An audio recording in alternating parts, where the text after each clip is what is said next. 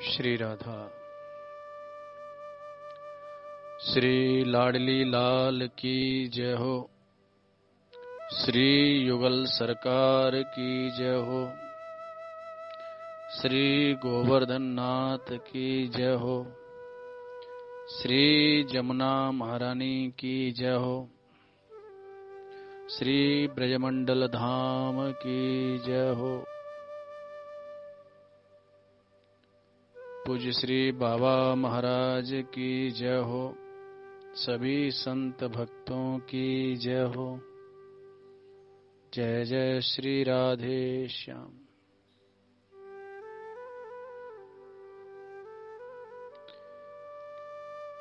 मेरी भोरी किशोरी परिवार के सभी पूज्य वैष्णवों को सादर जय श्री कृष्ण एवं जय श्री राधे। आप सभी पूज्य वैष्णवों को इस पवित्र पर्व की दीपावली का उत्सव, गोवर्धन पूजा, अन्नकूट महोत्सव एवं भैया दूज के इस पवित्र पर्व की बहुत बहुत मंगल कामनाएं, बहुत बहुत बधाई। श्री लाडली लाल की कृपा से,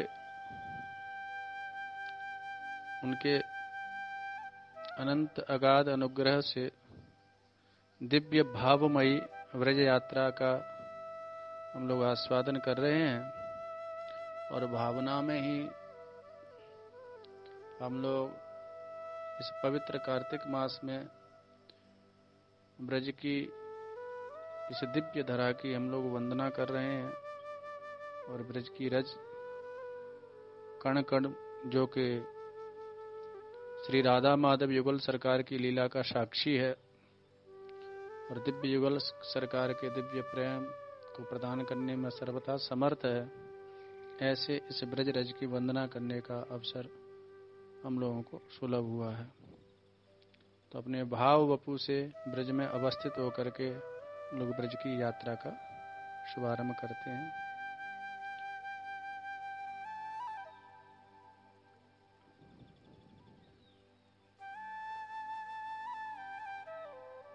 दो मिनट हरिनाम संकीर्तन का आश्रय लेकर के इस पवित्र यात्रा का आरंभ करते हैं।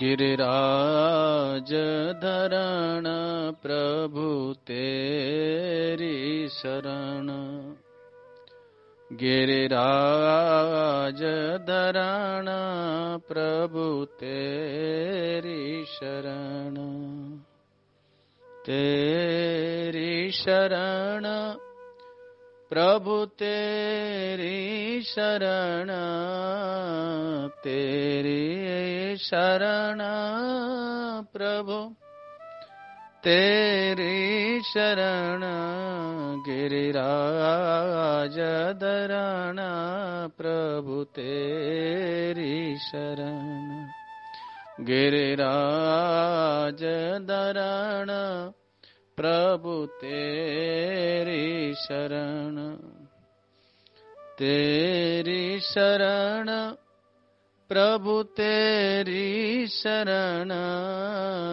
तेरी शरण प्रभु तेरी शरण, गिरिराज धरण प्रभु तेरी शरण। श्री लाडली लाल की जय हो। श्री गोवर्धन नाथ की जय हो।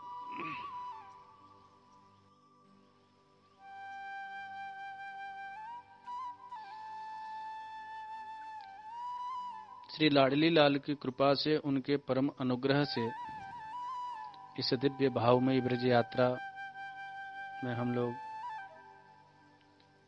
इसका आस्वादन कर रहे हैं और अपने भाव चक्षुओं से ब्रज की भूमि की वंदना करते हुए, इसका दर्शन करते हुए, इसकी दिव्य रज को अपने मस्तिष्क पर धारण करते हुए और हम लोग इस यात्रा का शुभारंभ करते हैं।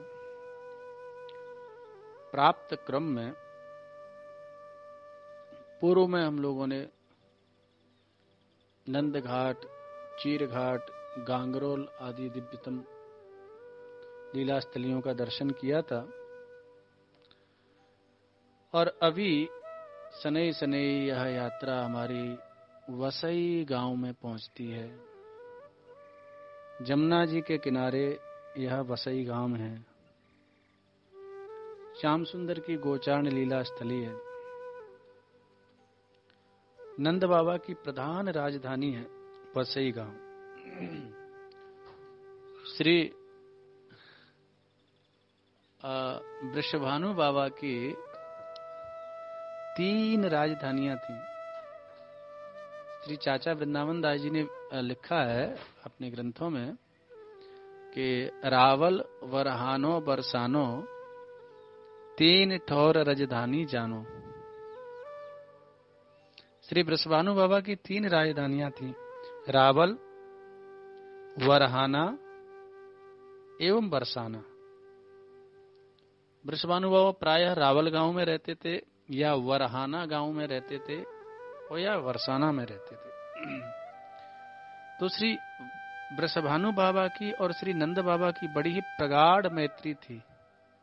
तो इसलिए जब श्री वृषभानु बाबा रावल में विराजते थे तो नंद बाबा गोकुल में विराजते थे, क्योंकि रावल और गोकुल समीप में है। और जब श्री वृषभानु बाबा बरसाना में विराजते थे तो श्री नंद बाबा नंदगांव में विराजते थे, क्योंकि बरसाना और नंदगांव समीप में है। इसी प्रकार से श्री वृषभानु बाबा जब वरहाना में विराजते थे तो श्री नंद बाबा वसई में विराजते थे, क्योंकि वरहाना और वसई ये दोनों गांव समीप में हैं। तो श्री वृषभानु बाबा की ब्रज में 3 प्रधान राजधानी थी, बरसाना, रावल और वरहाना।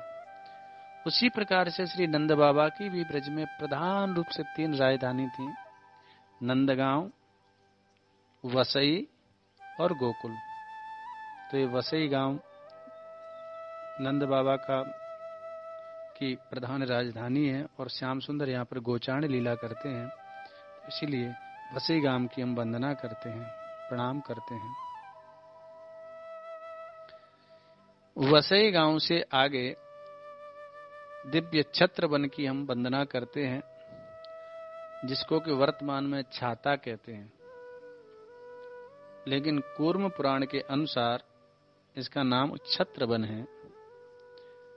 और कूर्म पुराण में लिखा है, गोपिकान्वित कृष्णाय नमस्ते छत्रधारिणे इंद्रादि देवताभ्यस्तु वरदाय नमो नमः।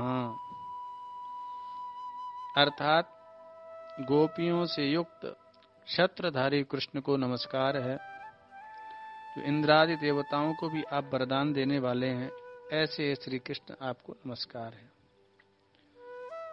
ये छत्रवन श्री कृष्ण की शक्य लीला का भी केंद्र रहा है एवं श्रृंगार रस की लीला का भी केंद्र रहा है। गोचारण लीला में, शक्य रस की लीला में श्री कृष्ण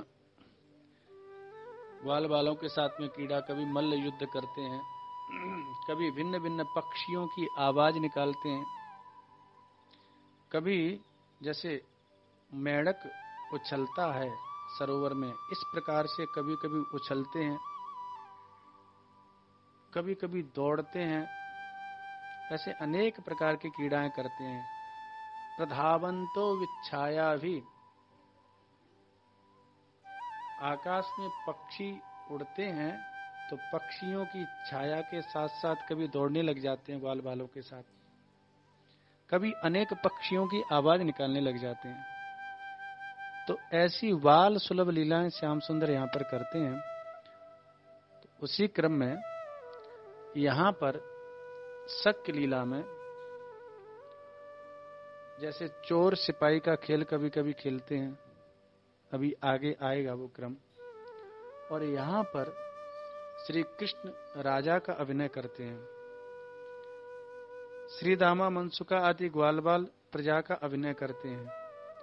एक ऊंचे टीले पर विराजमान होकर के श्री कृष्ण सबका न्याय करते हैं। राजधर्म का उपदेश करते हैं राजा का अभिनय करते हुए, और सभी ग्वाल बाल वन्य पुष्पों से श्री कृष्ण का श्रृंगार करते हैं और छत्र धारण कराते हैं। तो छत्र धारण करके यहाँ पर श्री कृष्ण विराजमान हैं, इसीलिए इसको छत्रवन कहते हैं। छत्रवन को हम लोग प्रणाम करते हैं। छत्रवन के समीप में ही रनवारी नामक गांव पड़ता है। रनवारी यह श्री कृष्ण की श्रृंगार लीला का प्रधान केंद्र रहा है, और यहां पर बड़े ही सिद्ध महापुरुष श्री कृष्णदास बाबाजी महाराज ब्रज में बड़े सिद्ध महापुरुष हुए हैं। श्री कृष्णदास बाबाजी महाराज, उनकी साधन स्थली भजन भूमि यह गांव रहा है रनवारी। ब्रज में गौड़ीय परंपरा में विशेष रूप से 4 सिद्ध महापुरुषों का स्मरण किया जाता है। अभी 100-150 वर्ष पूर्व जिनका साधन का काल रहा है, ऐसे उन 4 सिद्ध महापुरुषों में श्री कृष्णदास बाबाजी महाराज का स्मरण किया जाता है। श्री जी की विलक्षण कृपा, श्री जी ने साक्षात इनको दर्शन दिया, इनके ऊपर कृपा की, और श्री सिद्ध कृष्णदास बाबाजी महाराज निरंतर यहाँ पर विराजे। उन्होंने बड़ा तीव्र साधन श्री जी की लीलाओं का चिंतन, श्री जी का स्मरण किया। इस गांव के ऊपर बाबा की विशेष कृपा रही। आज भी बाबा की कृपा के प्रताप से इस गांव में किसी प्रकार का रोग शोक महामारी आदि का प्रभाव नहीं पड़ता है। किसी प्रकार की अतिवृष्टि अनावृष्टि आदि से इस गांव के ब्रजवासियों को कोई क्षति नहीं होती है। ये सब प्रकोपों से सर्वदा सुरक्षित रहते हैं इस गांव के ब्रजवासी। पूज्य बाबा की भजन भूमि पर एक मंदिर भी है, बड़ा दिव्य मंदिर है, और प्रतिवर्ष पूज्य बाबा का उत्सव विशेष रूप से ब्रजवासियों के द्वारा बड़े उत्साह से मनाया जाता है, और संपूर्ण ब्रजमंडल के सभी संत, विशेषकर गौड़ीय परंपरा के सभी महापुरुष, सभी साधक, सभी संत वहां पर पधारते हैं। एक ऐसा दिव्य भव्य उत्सव होता है। ब्रज के प्रसिद्ध उत्सवों में से एक उत्सव यह होता है, और उसमें बड़े बड़े एकांतिक महापुरुष जो कभी अपनी कुटियाओं से नहीं निकलते हैं, ऐसे ऐसे एकांतिक महापुरुष भी पूज्य सिद्ध श्री कृष्णदास बाबाजी महाराज के उत्सव में हाजिरी लगाने के लिए वहां पर उपस्थित होते हैं, और वहां की कणका प्रसाद भी प्राप्त करके अपने आप को कृतार्थ अनुभव करते हैं। बड़ा दिव्य दर्शन होता है। अब की बार हम सभी लोगों को वहां उस उत्सव में उस दिव्य दर्शन का सौभाग्य प्राप्त हुआ था। तो श्री कृष्ण की श्रृंगार रस की केंद्र स्थली और पूज्य श्री सिद्ध श्री कृष्णदास बाबाजी महाराज की साधना स्थली रनवारी गांव को हम लोग प्रणाम करते हैं।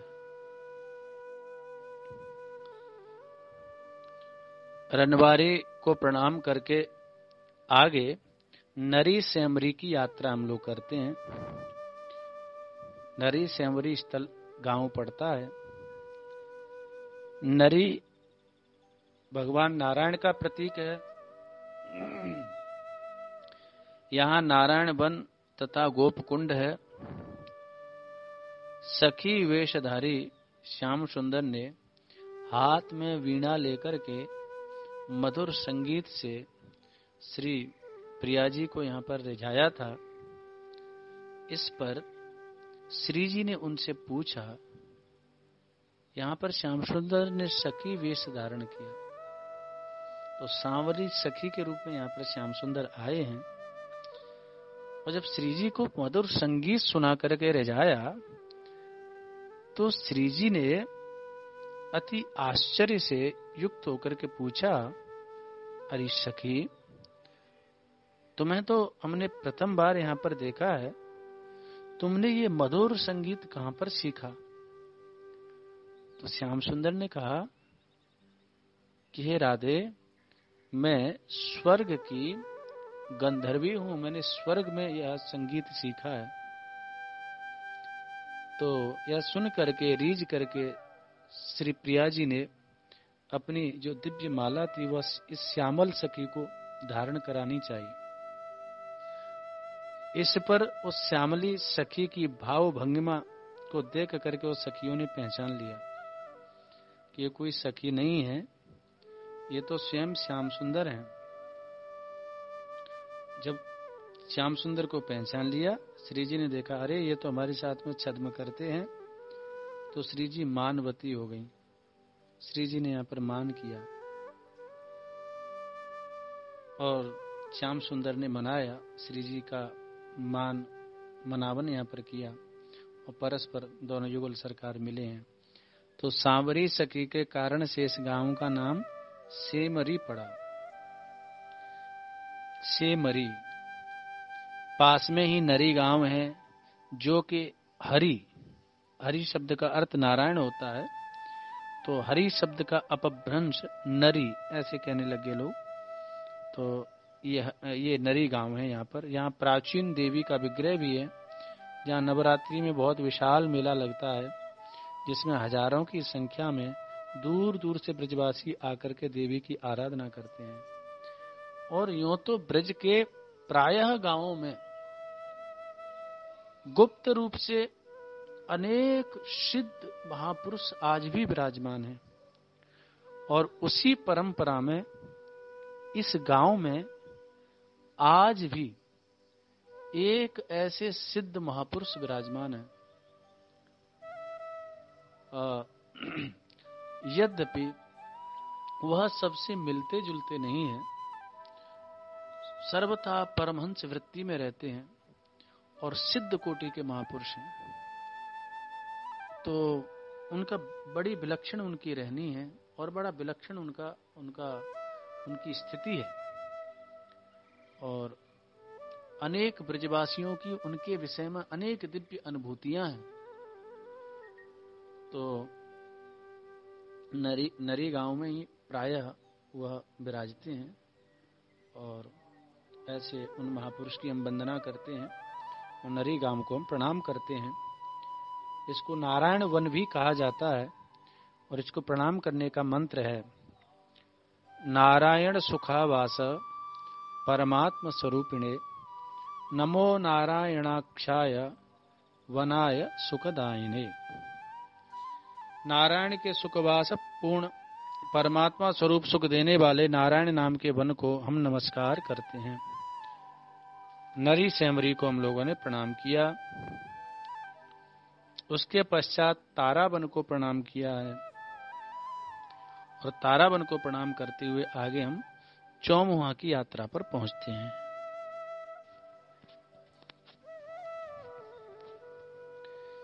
चौमुहा गांव को हम प्रणाम करते हैं। चौमुहा गांव जैसे कि नाम से ही यहाँ की लीला का स्मरण हो आता है। चौमुहा कहते हैं ब्रह्मा जी को। जब भगवान श्री कृष्ण ब्रज में अनेक प्रकार की दिव्य माधुर्यमयी लीलाओं का संपादन कर रहे हैं प्रकट लीला काल में, तो बड़े बड़े देवताओं को भी वह सौभाग्य प्राप्त नहीं था। बड़े बड़े देवता भी अति आश्चर्य से ब्रजवासियों के उस दिव्य सौभाग्य का दर्शन करके और बड़े आश्चर्यचकित होते हैं। सभी देवता वंदना करते हैं।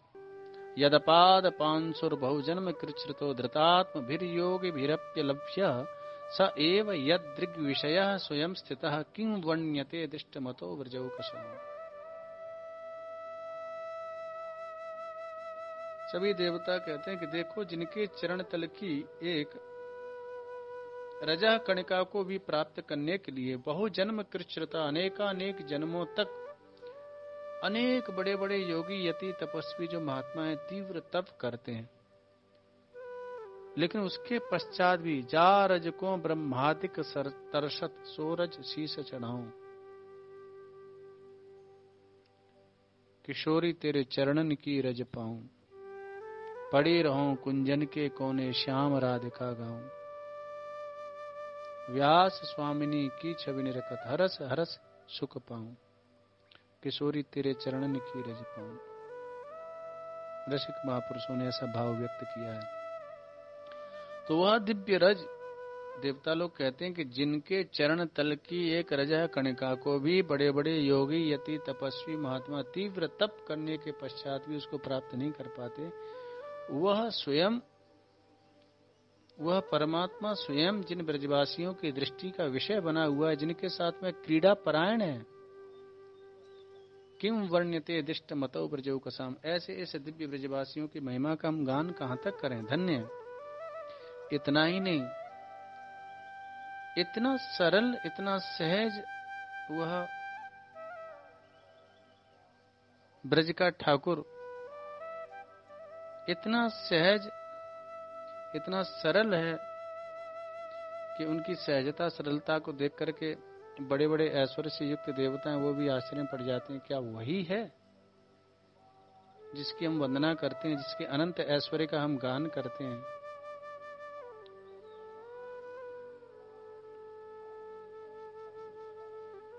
ब्रज में तो गाते भी हैं, बड़ा दिव्य। पूज्य श्री बाबा महाराज की बड़ी विलक्षण रचना है। ऐसो चटक मटक को ठाकुर तीनों लोकन्यू में नाय, लोकन्यू में नाय, तीनों लोकन्यू में नाय। ऐसो चटक मटक को ठाकुर तीनों लोकन्यू में नाय।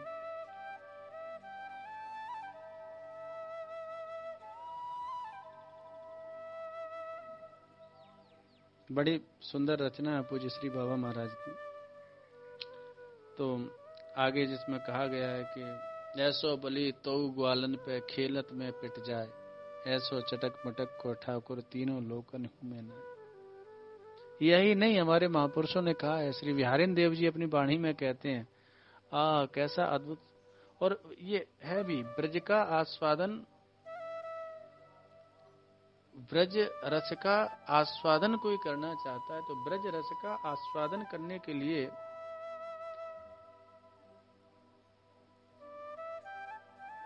ऐश्वर्य का परित्याग, ऐश्वर्य के परित्याग का तात्पर्य सारे बड़प्पन का परित्याग। जो कुछ भी है, कोई विद्वान है, कोई धनवान है, कोई रूपवान है,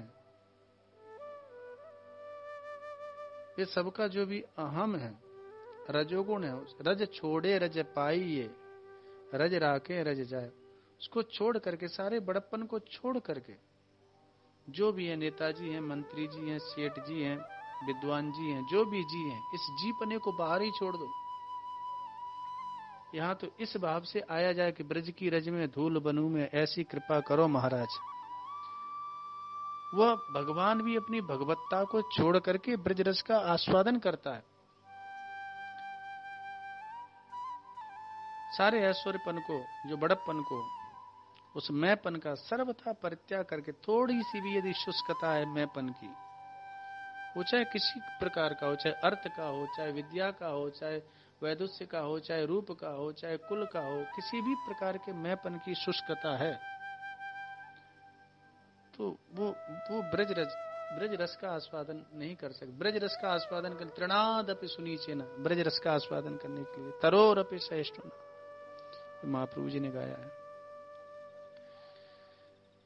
ठाकुर भी कितना सरल, कितना सहज बन जाता है। हमारे महापुरुषों ने कहा, श्री बिहारिन देव जी कह रहे हैं, जांचे झूठ न पाइए। यहाँ ब्रह्मा जी को यह दृश्य देख करके मोह हो गया। ग्वाल वालों के साथ में श्याम सुंदर विराजमान है और सबका जूठा खा रहे हैं, मांग मांग करके खा रहे हैं। कोई सका नहीं भी देना चाह रहा है तो जबरदस्ती उससे मांगते हैं। ग्वालन, सूरदास ने लिखा है, ग्वालन करते कौर छुड़ावत, झूठो लेत सबन के मुखसों अपने मुख ले जावत। हा हा कर कर मांग लेत है, कहत मोहि अति भावत। सट रस के पकवान धरे सब तामे, रुचि नहीं पावत। यह महिमा एही पे जाने, जासे आप बनावत। सूर श्याम सपने नहीं दर्शत, मुनिजन ध्यान लगावत। ये वो ब्रह्म है। बड़े बड़े योगी, यति, तपस्वी, मनस्वी, महात्मा अनंत काल तक तीव्र तप करके जिनका ध्यान करते हैं, जिनका अनुसंधान करते हैं, जिनका चिंतन करते हैं, एक झलक भी उनको नहीं दिखाते। और यहाँ ऐसे प्रेम का पारतंत्र ब्रजवासियों का स्वीकार किया है कि उनसे जूठा उनका मांग रहे हैं। जूठो लेत सबन के मुखसो। श्री बिहारी देव जी कहते हैं कि जब कोई जूठा नहीं देता है तो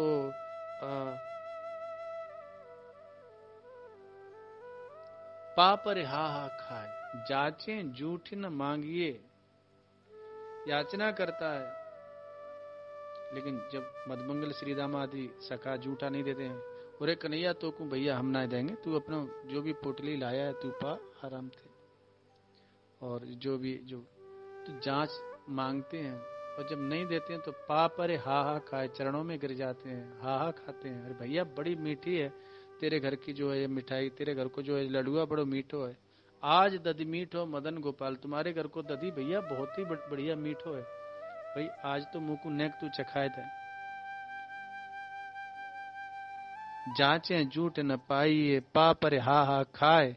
और जो ठाकुर कही बोलिए, सकुच तन कुह जाए।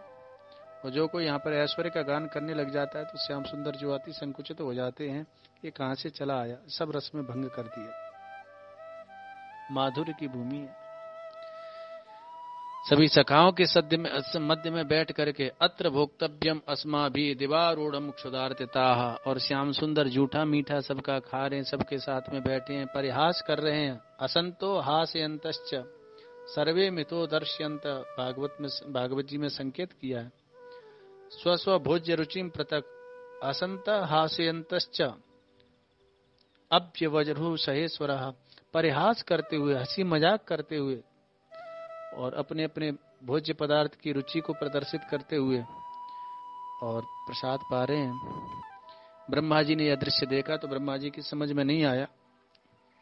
ब्रह्मा जी किंचित मुग्ध हो गए, ये कैसा भगवान है। विस्तार से कथा भागवत में है। परीक्षा के लिए ग्वाल बालों को और बछड़ों को चुरा ले गए।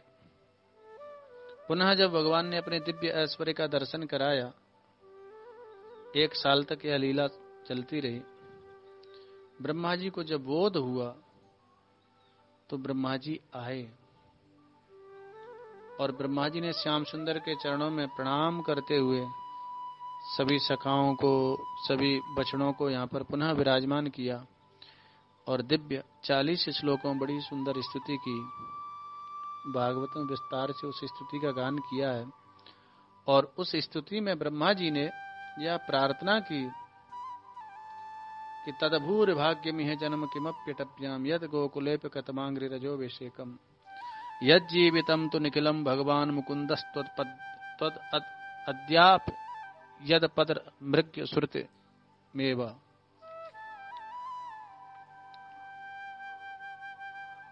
त्वद्यापि यद पद रजः श्रुति मृग्य मेवा। ये नाथ, मैं अभी तक अपने आप को बड़ा भाग्यशाली समझता था। मैं समझता था कि इस विश्व ब्रह्मांड के सबसे उत्कृष्ट पद पर आसीन हूं, इसलिए सबसे बड़ा महिमा से युक्त महिमाशाली भाग्यशाली मैं ही हूं। लेकिन जब से मैंने इस ब्रज रस का आस्वादन, ब्रज रस का दर्शन किया, ब्रज रस का दर्शन किया, इन ब्रजवासियों के, इन आपके सखाओं के दिव्य सौभाग्य का दर्शन किया, उसके बाद से मुझे लग रहा है कि मुझसे बड़ा हतभागी कोई नहीं है। मैंने तो अपने आप को ठंग लिया, मैं वंचित ही रह गया इस रस से, इस ब्रज रस से सर्वथा वंचित रह गया। तो क्या चाहते हो तुम, भगवान ने कहा। तो ब्रह्मा जी ने कहा कि नाथ, मेरा उस दिन बड़ा सौभाग्य का दिन होगा, मैं समझूंगा मेरा सौभाग्य का उदय हो गया। बोले किस दिन? बोले किमपि अटव्याम जन्म। इस ब्रज की किसी भी वीथी में, किसी भी गांव में, किसी भी नगर में, किसी भी गली में, कहीं भी और किसी भी योनि में पशु पक्षी लता गुल्म औषधि कुछ भी मुझे इस ब्रज का बना देना। और यद गोकुले पे कतमांग्री रजो अभिषेक, मैं यहाँ का पशु पक्षी लता गुल्म औषधि आदि बन जाऊंगा। और कतमांग्री किसी भी आपके प्रेमी ब्रजवासी, आपके किसी भी सखा मित्र, ऐसा जो आपके रंग में, आपके रस में सर्वथा डूबा हुआ है, ऐसे किसी रसिक महापुरुष की चरण तल की रज मुझको प्राप्त हो जाएगी तो मैं अपने आप को कृतकृत्य अनुभव करूंगा, धन्याति धन्य अनुभव करूंगा। यद जीवितम तो निखिलम भगवान मुकुंद स्तुद्याप यद पदरजा श्रुति मृग्यमेव, ऐसा ब्रह्मा जी ने वहां पर स्तवन किया। तो ब्रह्मा जी इसी स्थल पर आए थे चौमुहा। तो ब्रह्मा जी के चार मुंह, तो चार मुंह को देख के और जो ग्वालबाल सचेत हो गए थे वो ग्वालबाल देखने लगे, ग्वालबाल कहने लगे, अरे भैया या हमारे ब्रज में ये चौमुहा कौन को आए गए हो, ये चौमुहा कहाँ से आएगा, देखियो रे विचित्र जो है ये विचित्र जीव है यहाँ पे भाई, चौमुहा देखियो चौमुहा आयो है, चार मोहन बारो। तो इसीलिए इस स्थल का नाम भी चौमुहा पड़ा। ब्रह्मा जी ने यहाँ पर श्री कृष्ण की स्तुति की, इसलिए चौमुहा गांव की हम वंदना करते हैं।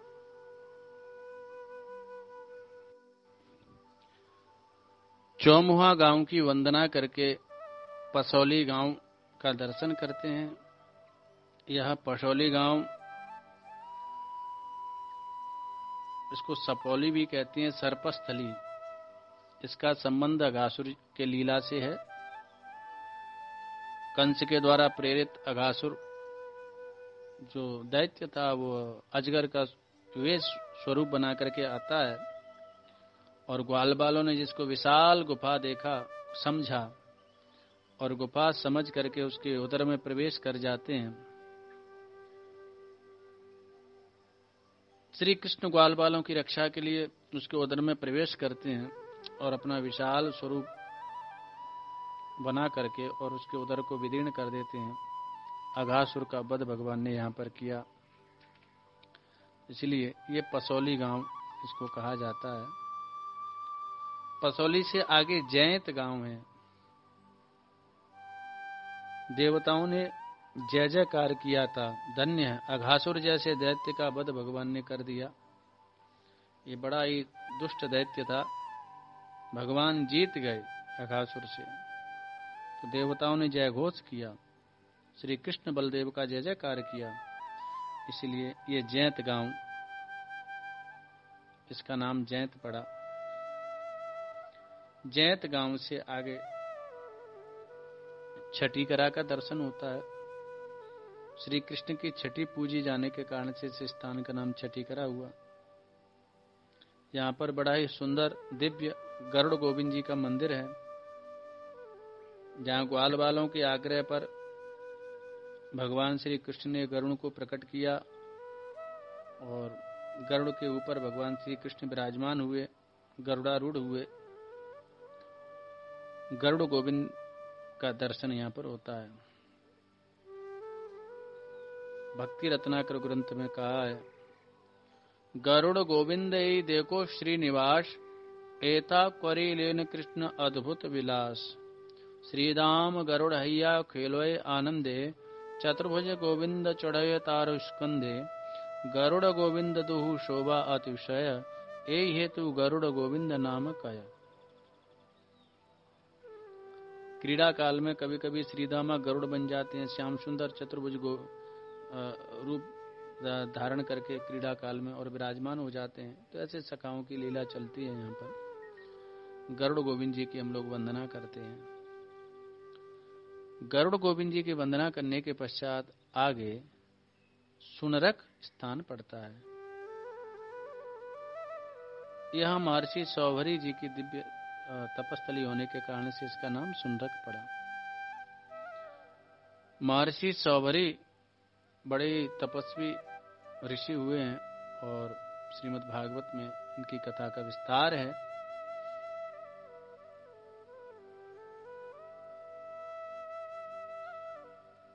इन्होंने अति दीर्घ काल तक जमुना जी में विराजमान होकर के तीव्र तप किया। जमुना जल को स्तंभित करके और जल में विराजमान होकर के कि संसार को जब देखते हैं तो संसार, ये माया, ये सब अंतःकरण में व्याप्त हो जाती है। जब संसार को हम देखेंगे ही नहीं तो संसार घुसेगा कैसे अंतःकरण में। इसीलिए जल के भीतर बैठ करके तप किया। तप काल में वहां मुनि ने एक मत्स्य को अन्य अनेक मादा मत्स्यों के साथ में विहरण करते हुए देखा, रमण करते हुए देखा। और मत्स्य के इस संस्पर्शज भोग से उसको सुखी देख करके महर्षि के मन में विवाह की इच्छा जागृत हो गई। माया शक्ति बड़ी प्रबल है। राजा मानधाता के समीप में महर्षि सौभरी गए। महर्षि सौभरी ने विवाह की कामना प्रकट की तो मानधाता ने सोचा, ये वृद्ध महात्मा, यदि मना करूंगा तो तपस्वी हैं, कहीं साफ आदि न दे दें। इनका वृद्ध शरीर है, इनकी त्वचा लटक रही है, इनके केश श्वेत हैं, चेहरे पे झुर्रियां पड़ी हुई हैं, चलने में कंपन हो रहा है। तो राजा ने युक्ति निकाली। राजा ने कहा कि देखो महाराज,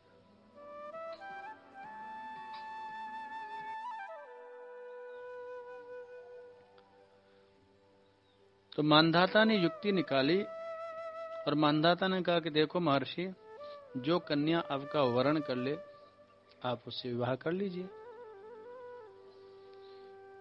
महर्षि सौभरी राजा मानधाता की चतुराई समझ गए और उन्होंने अपने तप के फलस्वरूप ऐसा दिव्य स्वरूप बनाया, कामदेव की तरह ऐसा कमनीय विग्रह बनाया, बड़ा आकर्षक तरुण और स्वरूप धारण करके जब अंतःपुर में प्रवेश किया तो वहां पर एक नहीं, जो मानधाता की 50 कन्याएं थी उनमें कलह होने लगी कि इनका वर्ण तो हम करेंगे, इनका वर्ण तो हम करेंगे।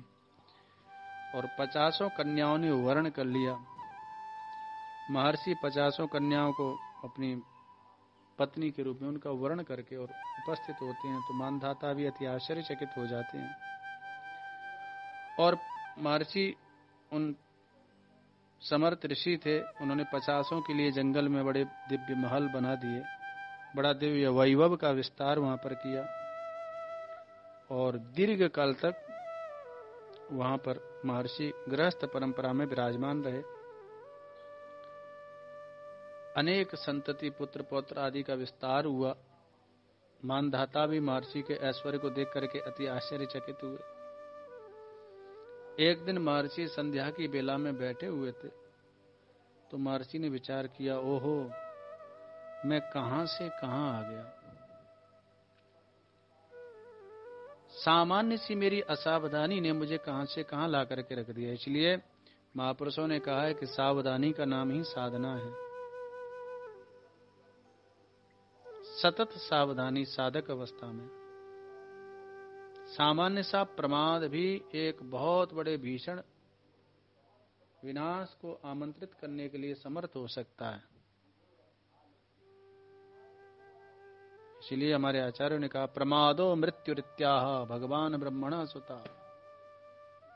एक उत्तम साधक के लिए मृत्यु क्या है? बोले उसका साधन में प्रमाद ही उसकी मृत्यु है। शरीर की मृत्यु ये मृत्यु नहीं है, ये तो एक अलग विषय है। लेकिन एक उत्तम साधक के लिए मृत्यु क्या है? बोले साधन में प्रमाद ही एक उत्तम साधक की मृत्यु है। प्रमादो मृत्युरित्याह। सामान्य सी असावधानी भी कहां से कहां ला करके रख देती है। मान लो इस चरित्र के माध्यम से महर्षि सौभरी ने यह संकेत किया, वो तो सिद्ध महापुरुष हैं, लेकिन हम लोगों के लिए शिक्षा के लिए ऐसी लीला का संपादन किया कि सामान्य भोग तो छोड़ दो, मैंने जिस भोग का आश्रय लिया और जिस प्रकार से इस भोग और वैभव का विस्तार किया उस तप के प्रभाव से ऐसा है कि सामान्य मनुष्य तो क्या, एक चक्रवर्ती सम्राट भी इस भोग और इस वैभव की कल्पना नहीं कर सकता है। उसका मैंने विस्तार किया, उसका आस्वादन किया, लेकिन उसके बाद भी मेरे चित्त में शांति नहीं है, मेरे चित्त में संतोष नहीं है, तृप्ति नहीं है। न भोगात राग शांतिर मुनिर्वत। इसीलिए सांख्य दर्शन में महर्षि कपिल ने लिखा है, भोग से राग की, तृष्णा की, विषय की उसकी शांति नहीं होती है, उसको उसके त्यागने की अभिलाषा का उदय नहीं होता है। मात्रा स्पष्टास्तु कौन्तेय शीतोष्ण सुख, भगवान ने गीता में भी अनेक जगह ये संकेत किया, ये ही संस्पर्शजा भोगा हम दुख योने एवते आद्यंतवंतः कौन्तेय अनतेष रमते बुधा। इसलिए बुद्ध और विवेकी व्यक्ति होता है स्वरूपतः ही इन विषयों की आसक्ति का परित्याग कर देता है। महर्षि के मन में भाव आया, ओहो धन्य, कैसी है भगवान की विलक्षण माया, लेकिन धन्य भगवान की कृपा कि उसने मुझे पुनः आज सचेत किया। किसी ने पूछा, महर्षि आपका क्या अनुभव है? आपने साधन काल का भी दर्शन किया है और इस वैषयिक काल का भी दर्शन किया है, तो साधकों के लिए क्या संदेश है आपका? महर्षि ने कहा, संगम त्यजेत मिथुन प्रतिनाम मुमुक्षु। जो कोई मुमुक्षु पुरुष है, साधक पुरुष है, उसको सर्वथा और सर्वथा मिथुनव्रती लोगों का संग परित्याग कर देना चाहिए। मिथुनव्रती का तात्पर्य जो सर्वथा विषय निष्ठ हैं, वैषयिक हैं, सर्वथा भोग परायण हैं, अर्थ काम परायण हैं, बहिर्मुखी हैं, माद्राक्षी क्षीण पुण्यान भगवत भक्ति रहतान। एक उत्तम साधक को सर्वथा बहिर्मुखी, अर्थ काम परायण, वैषयिक जो व्यक्ति है उसका संग का सर्वात्मना, सर्वथा उसके संग का परित्याग कर दे। सर्वात्मना न विसृजेत बहिरिंद्रियाणि, इंद्रियों को सर्वथा बहिर्मुखी न होने दे, इनको एकदम खुली छूट न दे दे।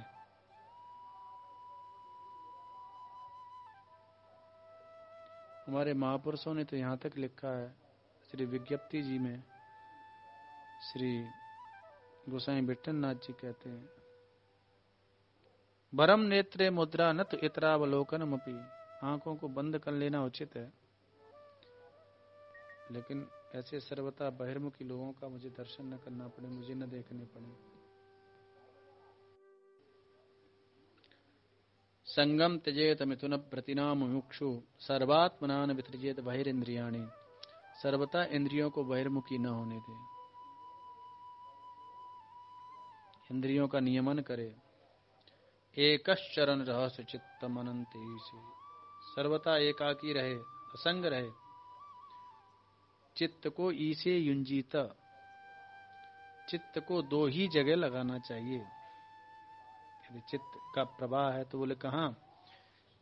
एकांतिकी रहनी से सर्वथा एकांत में रहे, और चित्तम ईसे युंजीत, चित्त को सर्वथा सर्वथा अपने आराध्य में श्री कृष्ण में लगा दे, अपनी मन को, अपनी वृत्तियों को, अपनी इंद्रियों को सर्वथा श्री कृष्ण में लगा दे। अथवा तद वृत्तिषु साधुषु चेत प्रसंग, यदि संग करने की इच्छा हो, कहीं उठने बैठने की इच्छा हो, कहीं वार्ता करने की इच्छा हो, तो तद वृत्तिषु साधुषु, ऐसे साधु पुरुषों का संग करे, ऐसे साधु पुरुषों में चित्त को लगाए, ऐसे साधु पुरुषों से अधिक व्यवहार रखने का प्रयत्न करे, मतलब पारमार्थिक व्यवहार, जो तद व्रती हैं, जिनका व्रत केवल और केवल श्री कृष्ण है, जो कृष्ण ही कनिष्ठ हैं। यदि संग करने की अभिलाषा हो कदाचित, तो ऐसे साधु पुरुषों का संग करना चाहिए और इस प्रकार से अपनी साधना में तत्पर रहना चाहिए। इस प्रकार से यह शिक्षा महर्षि सौबरी ने प्रदान की। तो महर्षि सौबरी जी की यह तपस्थली सुंदक गांव, इसको हम प्रणाम करते हैं। और उसके पश्चात महर्षि ने तीव्र संन्यास ग्रहण किया और पुनः जाकर के तीव्र तप महर्षि ने किया। तो संसार को संयम सिखाने व सावधान करने के लिए महर्षि सौबरी ने यह दिव्य लीला संपादित की। तो महर्षि सौबरी के चरणों में हम लोग प्रणाम करते हुए और सुंदक गांव की दिव्य रज की हम लोग वंदना करते हुए, महर्षि सौबरी जी का यहाँ पर मंदिर भी है, तो महर्षि सौबरी का दर्शन करते हुए, उनको प्रणाम करते हुए, इस दिव्य धाम की रज की वंदना करते हुए और आज की यात्रा के क्रम को हम लोग यहीं विश्राम देते हैं, यहीं हम लोग प्रणाम करते हैं और आगे शनि शनि हम लोग वृंदावन धाम की ओर बढ़ रहे हैं। तो आज की यात्रा के क्रम में यहीं यात्रा को विश्राम देते हैं। श्री लाडली लाल की जय हो, श्री गोवर्धन नाथ की जय हो। जय जय श्री राधे श्याम।